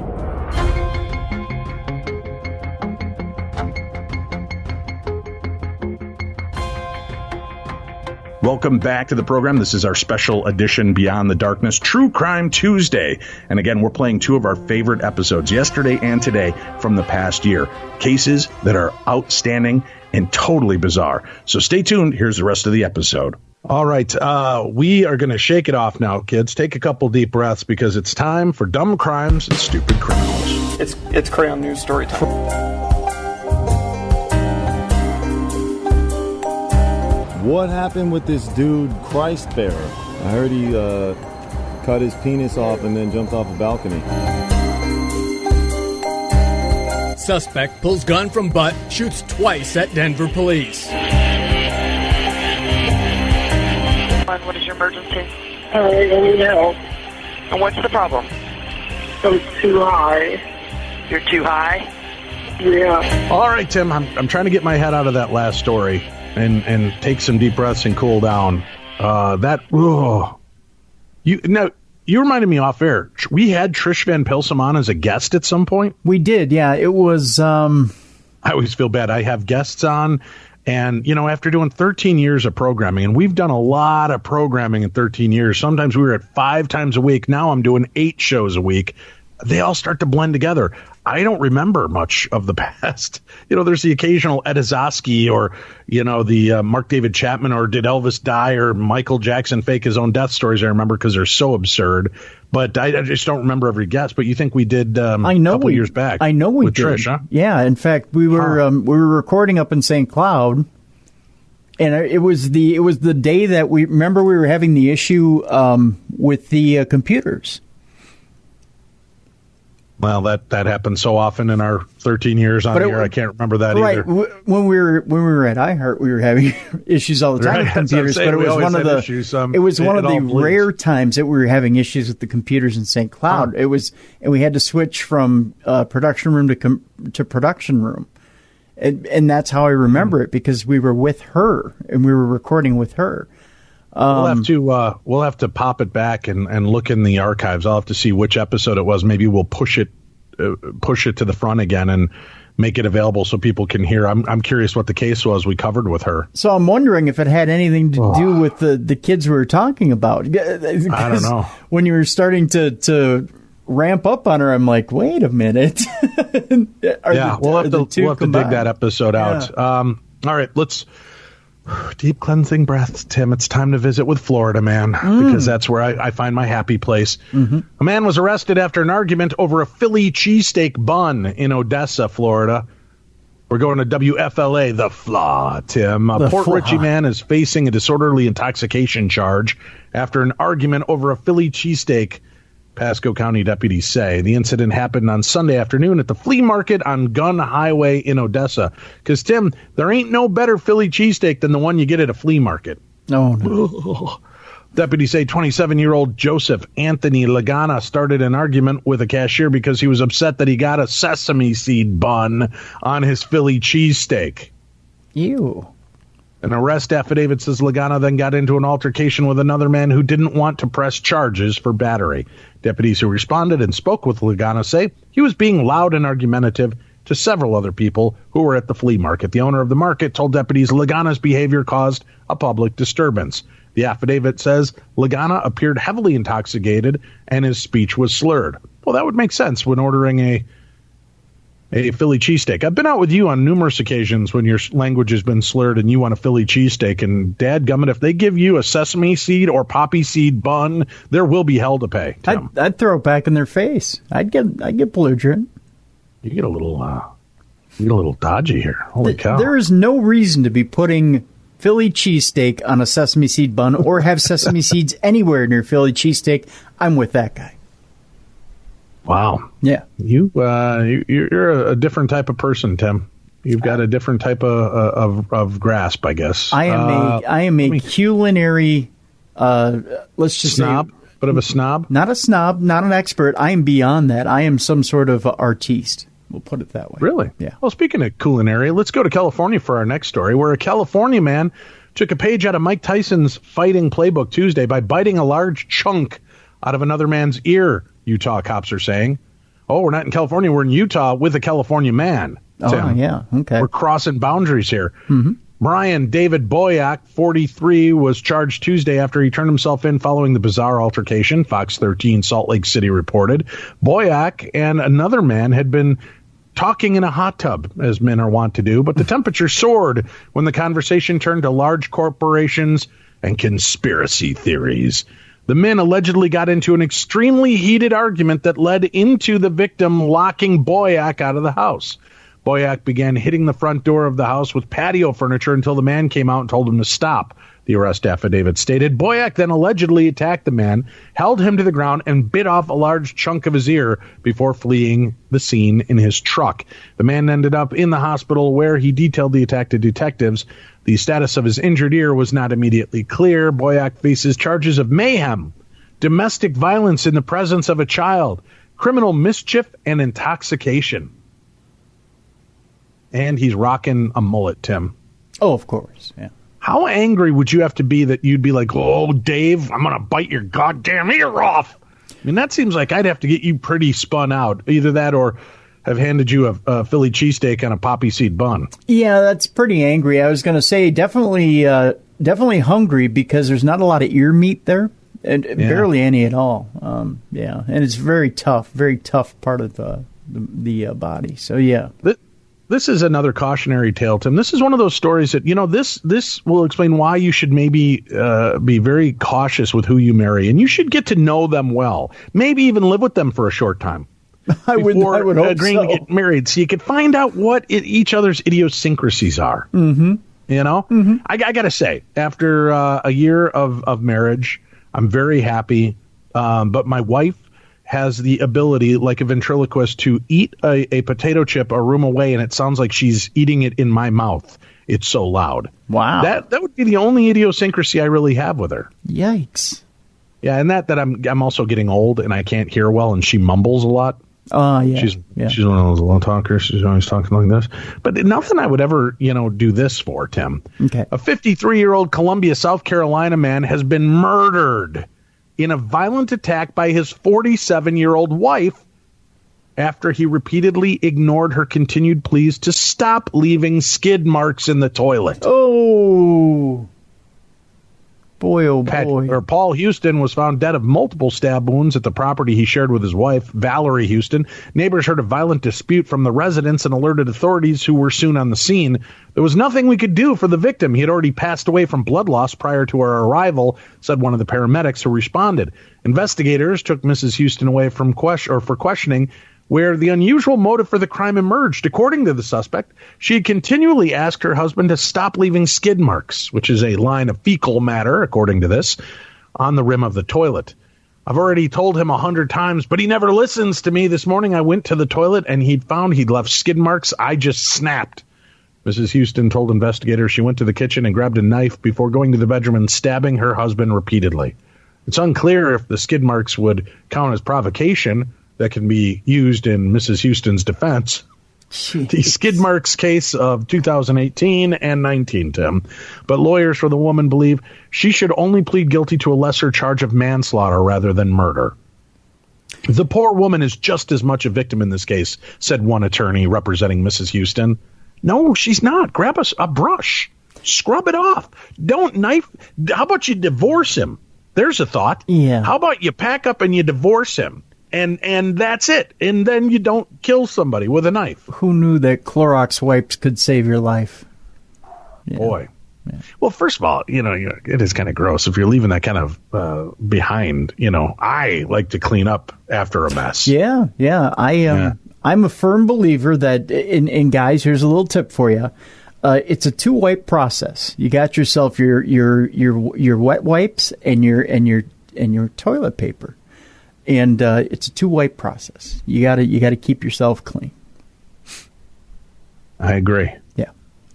Police in Western Australia have confirmed that they sent multiple officers, Tim, to an emergency call that turned out to be a screaming man with a serious fear of spiders. A concerned passerby was walking outside a home in suburban Perth when they heard a toddler screaming and a man reportedly shouting, "Why don't you die? Just die!" Jeez. After they called 000, which is the number, our 911 is their 000. Really? Officers arrived to find a man trying to kill a spider, who apologized for having an extreme fear of the arachnid. The Wanneroo police, Tim, Wanneroo. I wouldn't Wanneroo. Yeah, the Wanneroo police Twitter account posted a screenshot of the police log of the incident. Caller walked by the AA and heard a male screaming, "Why don't you die?" repeatedly. The log read the toddler inside was screaming. Caller doesn't know them, but has seen them a few times while walking. 20 minutes later, officers arrived on the scene. So you hear a child screaming and somebody yelling, "Why don't you die?" And it takes 20 minutes to get on site. Did they have to tuck themselves in the pouch of that kangaroo to bounce over there, Tim? I don't know. I don't know how this all works. Police spoke with all parties, who advised that the husband had only been trying to kill a spider, as he has a serious fear of spiders, Tim. He apologized for any inconvenience to the police. No injury cited except a spider. No further police involvement was required. An officer at the Wanneroo police station confirmed to Guardian Australia that the incident occurred but declined to provide further comment. Wanneroo Police Department has deleted the screenshot on Wednesday morning. In all fairness, though, the spiders in Australia are the size of small dogs. They are. They're monstrous. Yeah. Everything in Australia wants to eat you, Tim. Yeah. Everything. So I don't blame them. Yeah. Yeah. Oof. Yeah. Good gosh. There was, I mentioned at the beginning of the show tonight that there was a story, and I couldn't find an actual story. It was just a video, but as I've done a little research here, I found the story. We're going to Salinas, California, Tim, where a California family is upset at a creepy trespasser who took gross to a whole new level. Pretty creepy stuff, said doorbell victim Dave Dungan. Comical in a sense, and we have to keep our eyes open, making sure it's nothing more than that.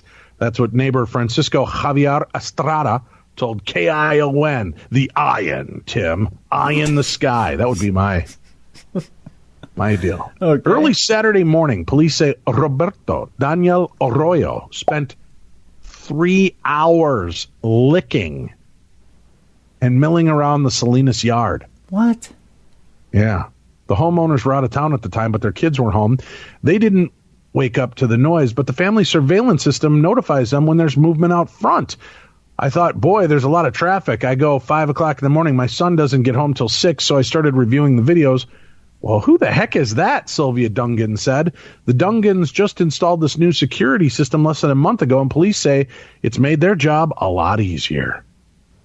Oh, we were pleasantly surprised. The image was so clear it didn't take us long to identify the individual. Miguel Cabrera with Salina police. This just kind of reinforces how important it is to have security within your home, Sylvia Dungan told KION, the Iron. Police are still looking for Arroyo, who could face petty theft and prowling, both misdemeanor charges, but the homeowners did something wrong. They wiped off their doorbell, Tim. They got rid of the offending lick juice. This guy spent 3 hours licking their doorbell. Ew. Some pretty weird fascinations, Tim. Pretty weird fascinations. And, I've never been walking by a house and I go, oh, hey, nice ringer. I might enjoy a good set of knockers on a front door, Tim. Who wouldn't, right? Yeah. If you got those impressive brass knockers, those big ones, sure. you know, with the round, like lion's heads on them, Tim. Sure. Who wouldn't be impressed with big knockers like that? Yep. But I've never walked by and thought, that's a doorbell I'd like to lick.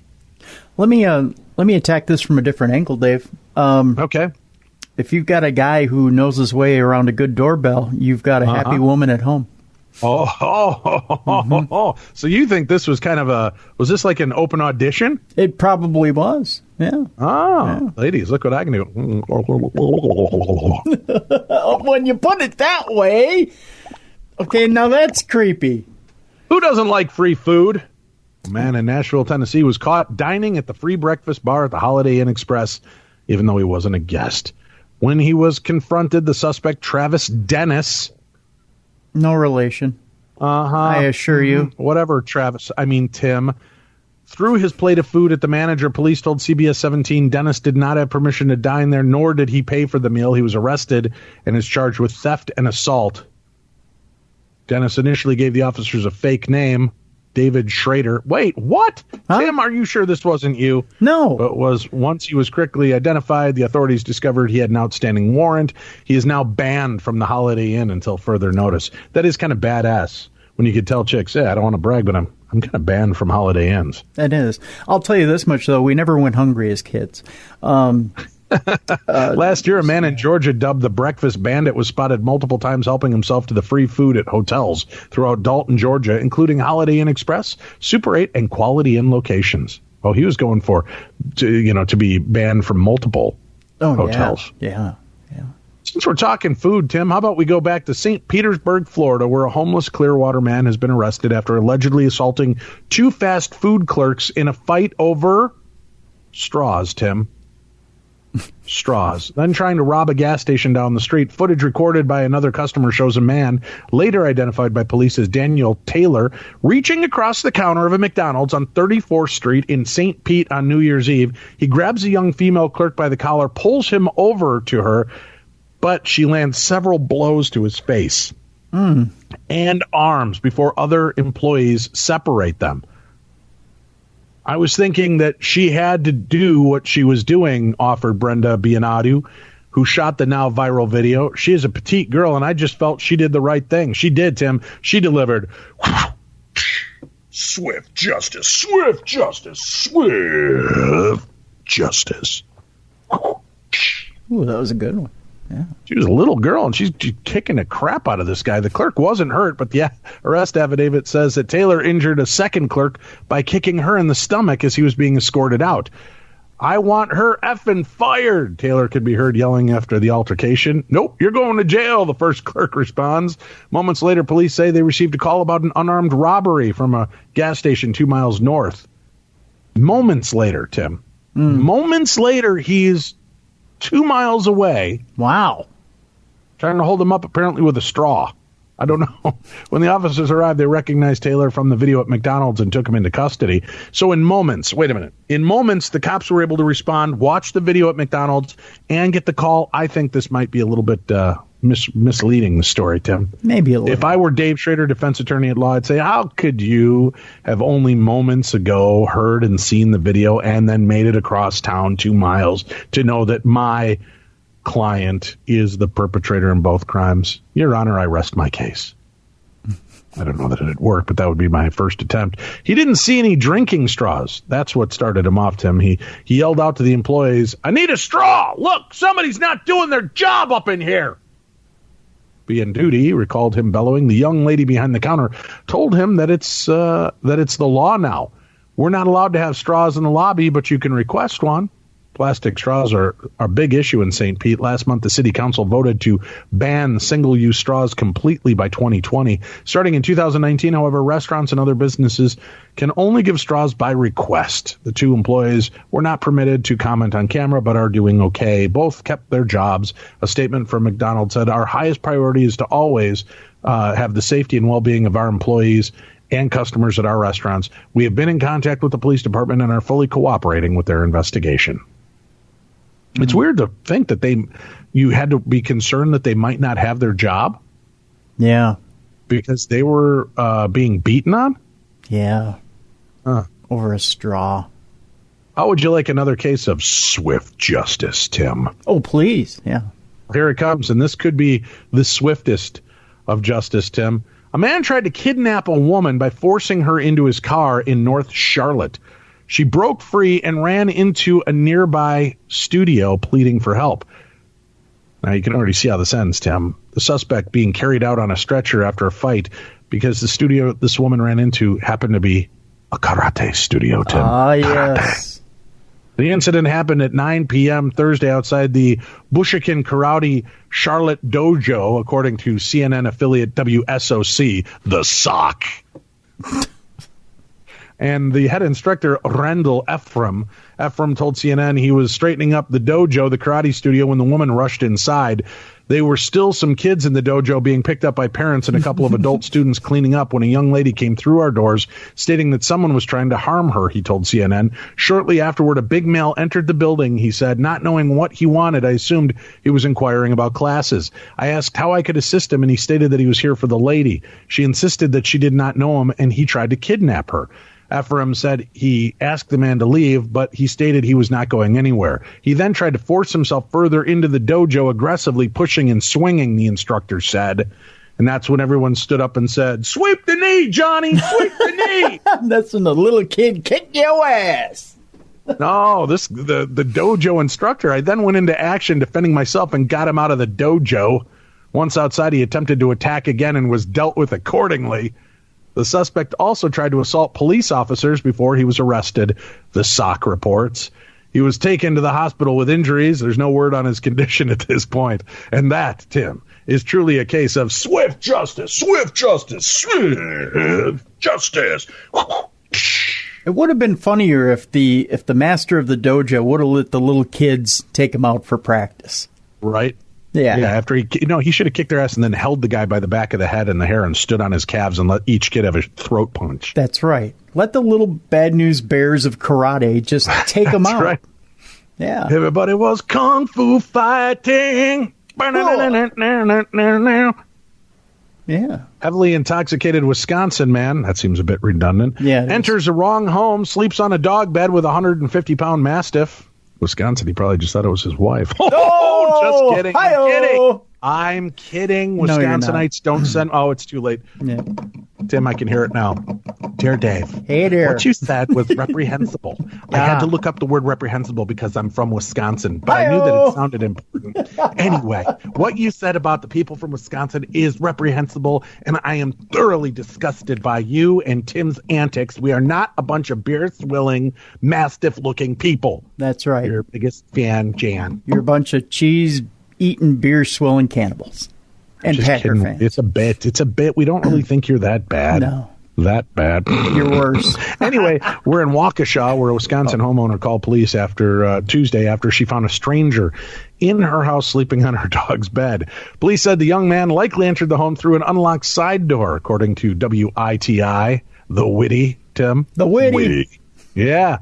Officer said the man was heavily intoxicated after celebrating New Year's Eve. He accidentally entered the wrong residence and fell asleep with the owner's 150-pound Mastiff, Benton. Good dog, right? Good. You've got a Mastiff, which is a huge dog to begin with. Great security. Your dog's like, "Hey, move over. You're taking my blanket."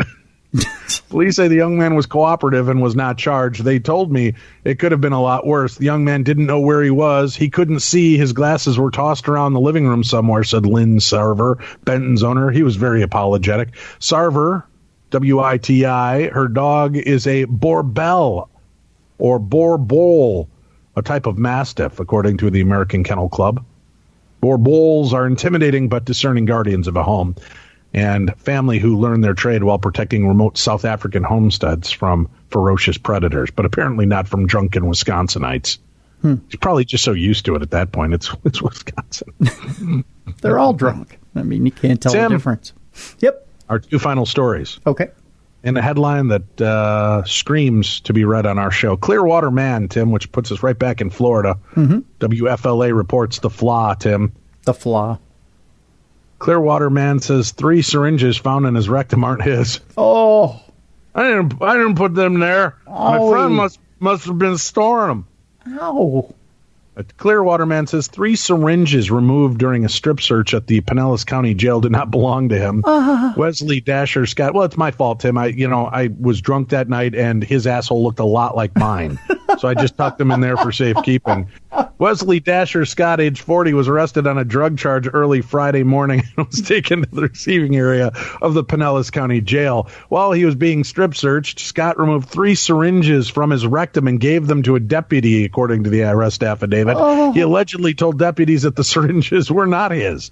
Before he was transported to jail, Scott was searched in a field where he was taken into custody. A deputy said he asked Scott if he had anything on him and if he knew what would happen if he brought anything hidden into the jail. The deputy said Scott knew what the consequences would be. Scott was charged with felony possession of contraband in a county detention facility, possession of drugs without a prescription and intent to sell, possession of marijuana, and possession of drugs without prescription. Pardon me. That's why you shouldn't be buying street drugs, Tim. You just don't know whose anus has been storing your weed, your pills, your meth. Pardon me while I take this out of the old prison purse. Oh, my God. And our final story, Tim, I'm going to try to channel the best Bill Curtis I can right now. All right. It's been a while since he visited with us, but this headline alone sounds Bill Curtis-like. All right. A Sarasota substitute teacher accused of spreading poop on picnic tables, Tim. I can't get him. He's not there. No. Sarasota County, Florida, WFLA. The flaw is on it this week, Tim. Call her the party pooper. A Sarasota County substitute teacher is accused of sabotaging a children's birthday party by smearing human fecal matter on picnic tables and benches. The way Sarasota County deputies explain it, Heather Carpenter has a beef with the way the principal at Philippi Shores Elementary School handled a complaint. So she decided to get back by ruining a kid's birthday party at a nearby park. Ah, the logic, Tim. Brand new picnic tables and benches are installed in the pavilion at the Urfer Family Park. Back on December 1st, Michael Hutchinson noticed a woman with a mask and gloves on. He thought she was with park maintenance. Once I got over there, I could smell it instantly, and I knew she was vandalizing it, said Hutchinson. Deputies arrested Heather Carpenter, a substitute teacher at Philippi. You could see fecal matter on the ground and just the smell of urine. It was really, you could really smell it, said Hutchinson. Later that Saturday afternoon, students from Philippi Shores, including Carpenter's own child, and the principal, Dr. Allison Forster, were supposed to celebrate a birthday at the party. She would pour it out a cup and then just wipe it on the table. It was like a mixture of urine and feces, said Hutchinson. We call that prison stew, Tim. He said Carpenter took off in her minivan. With her minivan in the driveway, 8 on your side, stopped by Carpenter's home, but nobody answered. Parents at the park are baffled somebody would do this. She should be stuck cleaning bathrooms for quite a while. Give her a chance to really get up close and personal, said Roy Baldwin. A Sarasota school district spokeswoman said Carpenter cannot teach or volunteer while an active law enforcement investigation is underway. It cost the county $2,300 to replace the picnic tables, Tim. But you can buy them at the church social next weekend. Special sale. Poop bench. Well, that's it for this week's Dumb Crimes, Stupid Criminals, folks. Be active. This story that we talked about today, the girls are gone. I don't know. Am I overreacting to the reaction of this newscaster? We didn't really talk about it, Tim. What do you think? Do you think that Trish Van Pilsum was wrong in the way she handled it? And do you think that there should be some legal culpability? I mean, she has to have cost over $1 million of taxpayers' money from the feds, county, and local law enforcement officials trying to find and close this case for 2.5 years. Well, if I play devil's advocate here, I think you're going to crawl out of your skin. No. I'm not asking devil's advocate. I'm asking your personal opinion. What do you think?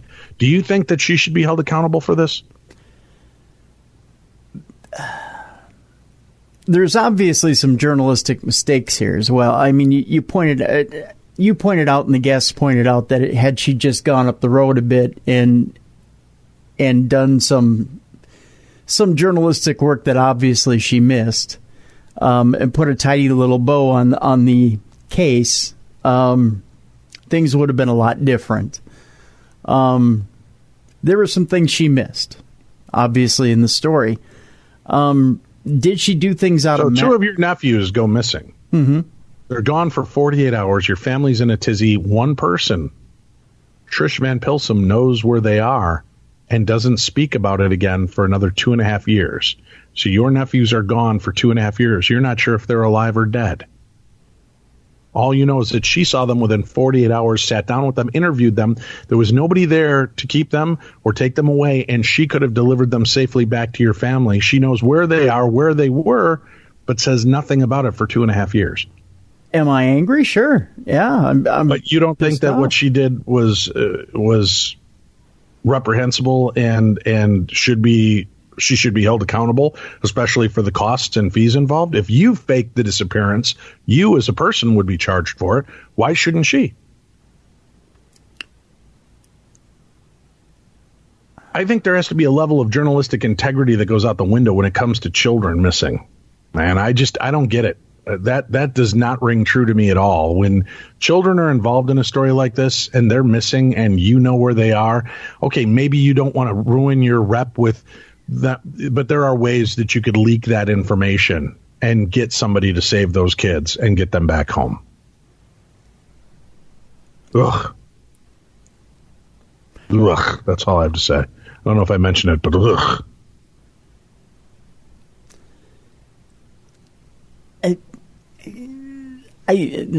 Again, she might have been thinking at the time she was protecting those children too from something that maybe she was wrong about thinking she was protecting those children from. You know. But that's not her job.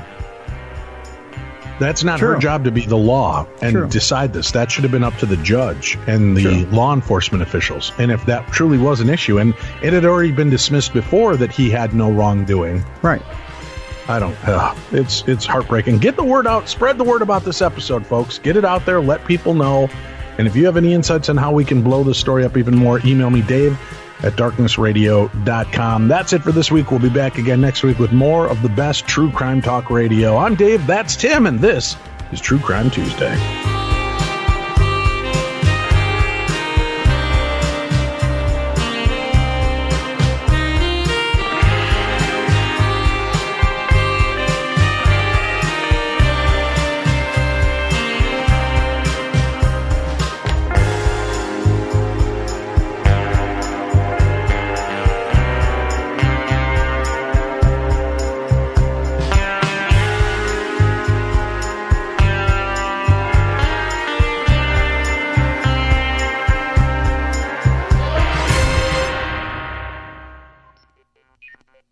Thank you so much for tuning in with us the past 2 days, and I hope you've enjoyed these presentations as much as we've enjoyed bringing them to you. Many of you have wanted more of the True Crime Tuesday back on Beyond the Darkness, and although we can't do that on the regular, once in a while we will do special episodes like this to remind you to tune in and subscribe to the best in True Crime Tuesday. You can do it just by going to darknessradio.com, scroll to the True Crime Tuesday banner, click on it, and subscribe now. It'll be the best $5 a month you spend. That's a promise. For me and him, we're Dave and Tim, and this is Beyond the Darkness.